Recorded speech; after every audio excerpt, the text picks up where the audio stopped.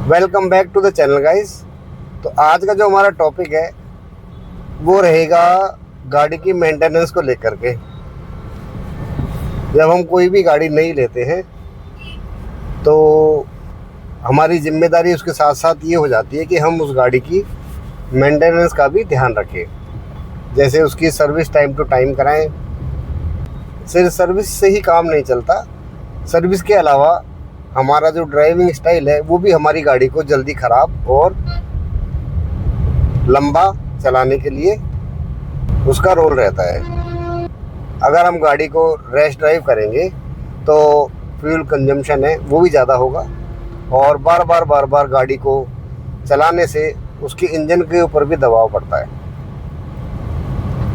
तो इसके लिए हमें किन किन चीज़ों का ध्यान रखना है कि जब भी हम कोई गाड़ी चलाते हैं तो अपने जो एक्सेलरेटर होता है, जो हमारा स्पीड जिससे हमारी तेज़ होती है, उसको हम बार बार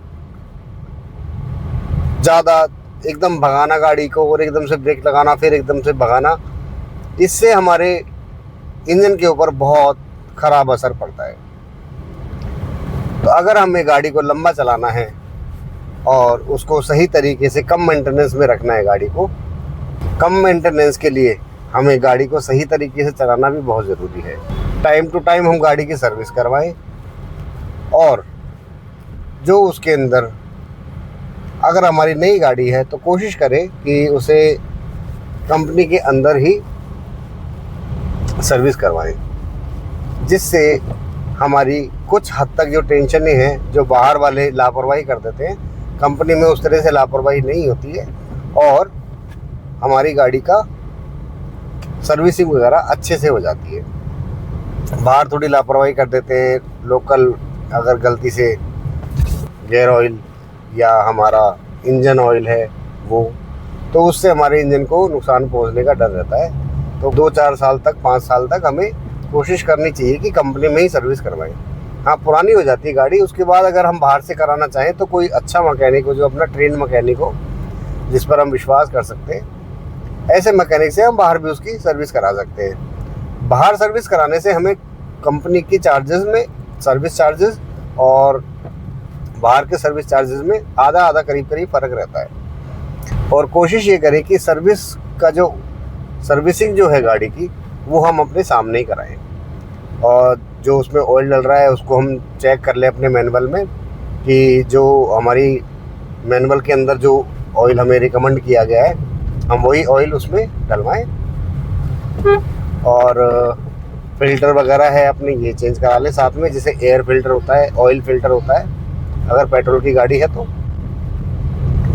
और एसी फिल्टर को भी टाइम टू टाइम चेंज करा लें, उसके अंदर भी बहुत गंदगी, बहुत मट्टी आ जाती है, जिसके कारण भी हमारे एसी के कंप्रेसर के ऊपर दबाव पड़ता है। तो उसकी भी साथ के साथ सर्विस हो जाती है अगर हम फिल्टर चेंज कर लेते हैं एसी वाला। तो जैसे कुछ गाड़ियाँ हैं उनकी 10,000 में, कुछ गाड़ियों में 15,000 किलोमीटर पर भी सर्विस की जाती है। तो वो अलग अलग गाड़ी के लिए अलग अलग किलोमीटर्स रहते हैं। तो हमें ध्यान ये रखना है कि हम टाइम टू टाइम गाड़ी की सर्विस करा लेते हैं, तो ये भी हमारी गाड़ी को लॉन्ग लाइफ रखने के लिए बहुत मदद करता है। तो अपने किलोमीटर्स ध्यान रख के और उसको टाइम टू टाइम सर्विस करा लें। अगर 10,000 किलोमीटर आपकी पूरे साल में गाड़ी नहीं चलती है, 1 साल में तो सर्विस उसकी होनी ही चाहिए, क्योंकि जो ऑयल का ल्यूब्रिकेंट होता है वो धीरे धीरे उसकी जो ल्यूब्रिकेंट होता है वो कम होता चला जाता है। उसमें चिकनाहट जितनी कम हो जाएगी तो वो हमारे इंजन को भी इफेक्ट डालेगी। तो इसलिए इसको हमें ध्यान रखना है कि या तो 1 साल या हमारे 10,000 या 15,000 जो आपकी गाड़ी के मैनुअल में लिखा हुआ है उस अकॉर्डिंग हम अपनी सर्विस करा लें। इसके साथ साथ और चीज़ें क्या हैं जो ध्यान रखने की हैं कि हमारे डिस्क पैड है या ड्रम पैड हैं, जो भी हमारी गाड़ी में दिया हुआ है, उसको हमें टाइम टू टाइम जब भी सर्विस कराते हैं तो उसे चेक करा लेना चाहिए। डिस्क पैड और ड्रम पैड हमारे ख़राब हो जाते हैं तो वो व्हील को अंदर से ख़राब करने लग जाते हैं। तो इसलिए इसका ऊपर भी हमें ध्यान देना है और साथ के साथ हमें अपने किलोमीटर कितने पे हम सर्विस करवा रहे हैं, ये ज़रूर ध्यान रखना है। आधी टेंशन तो आपकी तभी ख़त्म हो जाएगी जब आप उसको टाइम टू टाइम सर्विस करवाओगे। और दूसरी बात, छोटी मोटी दिक्कतें अगर गाड़ी में आती है तो गाड़ी खुद ही बता देती है, कुछ ना कुछ आपको इंडिकेशन मिल जाता है। तो जैसे ही आपको कुछ ऐसा लगे, आप एक बार मैकेनिक से जाके कंसल्ट कर लें और उस प्रॉब्लम को सॉल्व करवा लें आप।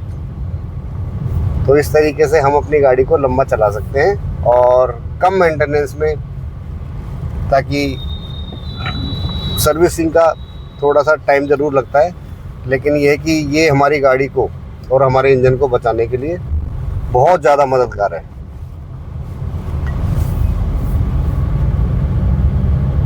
बाकी गाड़ी को जब भी स्टार्ट करें तो पहले एक बार इग्निशन ऑन कर लें और उसके बाद में फिर सेकंड इग्निशन, जब आपकी सारी लाइटें जल जाती है उसका, तो इस तरीके से 10-5 सेकंड का रुक करके, ताकि उससे होता क्या है कि जो हमारा फ्यूल पंप है, जब हम इग्निशन ऑन करते हैं, जब हमारी सारी लाइटें जल जाती हैं, तो फ्यूल पंप जो होता है हमारा, ऑयल पंप जो होता है वो चालू होता है। उससे क्या होता है कि वो हमारी पूरी लाइन में ऑयल भर देता है। तो जैसे हम उसके बाद में फिर उस गाड़ी को स्टार्ट करते हैं तो पूरे इंजन में ऑयल जा चुका होता है, तो इसलिए वो बहुत ज़रूरी है।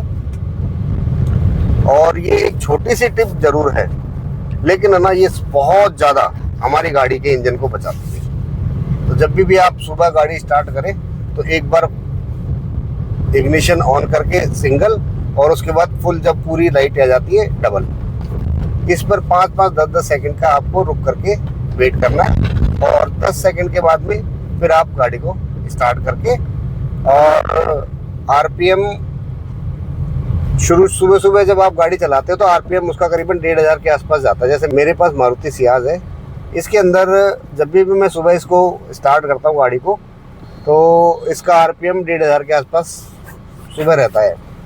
और वो इसका कोल्ड स्टार्ट बोल लो या इंजन सेफ्टी फीचर है, वो करीबन 10, 15, 20 सेकंड तक रहता है। उसके बाद में वो अपने आप, जो हमारा आइडल 1000, उसके ऊपर अपने आप ही थोड़ी देर बाद आ जाता है। तो हमें इतना करीबन वेट करना है। तो ये बहुत ज़्यादा लंबा प्रोसेस नहीं है। सुबह का फर्स्ट स्टार्ट के लिए ये बहुत ज़रूरी है। ये 2-3-4 मिनट का प्रोसेस है, लेकिन ये हमारे इंजन को और हमारी गाड़ी को लंबा चलाने के लिए बहुत ज़रूरी और बहुत अच्छी टिप है। तो मुझे लगा कि ये छोटी छोटी सी बातें ये हमें आपस में एक दूसरे के साथ शेयर करनी चाहिए। चलिए मिलते हैं किसी और वीडियो में, किसी और टॉपिक के साथ। वीडियो को देखने के लिए थैंक यू सो मच।